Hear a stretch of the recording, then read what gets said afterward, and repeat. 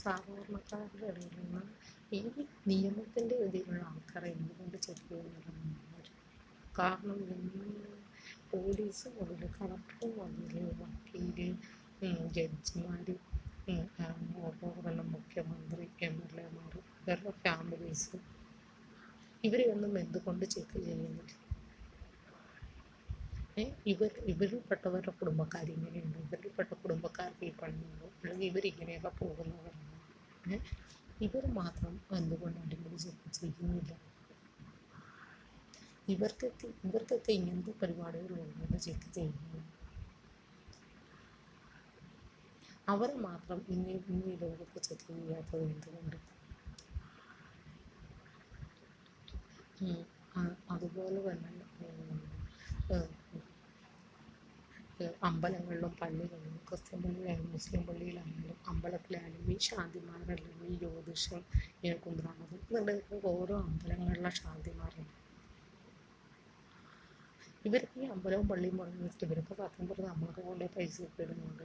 ഇവരൊക്കെ ഓരോരുത്തരുടെ ദൈവമാണെന്ന് പറയും. ഗുരുദേവന് ദൈവവുമായിട്ട് എന്നാൽ ഗുരുദേവൻ ദൈവം.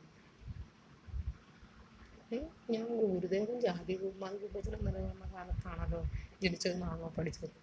ഈ ബുക്കിലും പുസ്തകങ്ങളിലും എല്ലാം തോന്നുന്ന പോലെ എഴുതി പഠിച്ച് വേദതന്ത്രം, അതുപോലെ ബൈബിള്, അതുപോലെ മുസ്ലിങ്ങളുടെ പുസ്തകം, ഓതുന്ന കായിക ഖുർആൻ എന്നൊക്കെ പറയുന്നത്, ഇതൊക്കെ ഓരോരുത്തരുടെ പേരും അത് എവിടെ നിന്നാണ് അച്ചടിച്ചിറങ്ങുന്നത്, അതുപോലെയുള്ള ഫോൺ നമ്പർ മുഖേന കൊടുക്കുന്നുണ്ട്. അവരെയൊക്കെ പൊക്കാൻ തന്നെ സൈബർ സെല്ല് തന്നെയാണ്.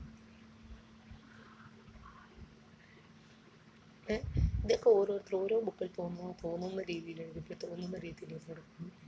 ഇവർക്ക് മാത്രമേ ഈ പുസ്തകം അവിടെ നിന്ന് കിട്ടുന്നുണ്ട്. ഞങ്ങൾക്ക് മേടിക്കണമെങ്കിൽ പൈസ കൊടുത്ത് മേടിക്കണം. പൈസ കൊടുത്ത് മേടിക്കാനാണ് ഇതെല്ലാം എഴുതി പിടിക്കുന്നത്. അത് പല ബുക്കിൽ പല രീതിയിൽ.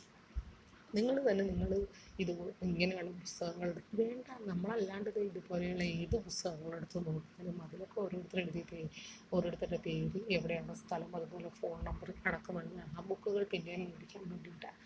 ഇന്ന് ഈ ലോകത്ത് കിടക്കുന്ന കൊലയും കൊലപാതകമെല്ലാം സത്യം പറഞ്ഞാൽ ആവശ്യമുള്ളതാണ്.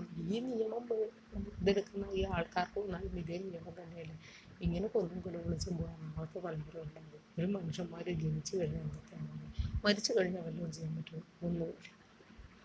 ഉദാഹരണത്തിന് മാവേലി നാട് പണിയിൽ നല്ല മനുഷ്യരെല്ലാവരും ആമോദത്തോടെ വെച്ച് ലാഭത്തകാർക്ക് മുട്ടയിടുന്നു. അല്ലെ കള്ളവുമില്ല ചതിയുമില്ല. ഇത് ശരിക്കും ഉള്ളതാണ്? അല്ല.